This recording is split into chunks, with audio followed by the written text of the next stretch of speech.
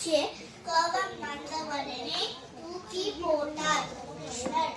கிருஷ்ணர் தூக்கி போட்டவுடனே கோதையாண்டாள் அழுதுகிட்டே வந்து சொன்னார், விஷ்ணு சித்தர், நீங்கள்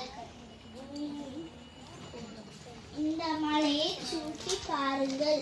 விஷ்ணு சித்தர் கோதையாண்டாள் சொன்னார். சொல்லும்போது சொல்லி முடிச்சக்கப்புறம் கோதையாண்டாள் விஷ்ணு சித்தர் போய் போட்டார். போட்டவுடனே அது கிருஷ்ணனுக்கு பிடிச்சி விட்டது. பிடிச்சி விட்ட உடனே விஷ்ணு சித்தர் சிரித்தார். அப்புறம் விஷ்ணு சித்தரும் கோதையாண்டாலும் பாட்டு பாடினார். பாட்டு பாடவை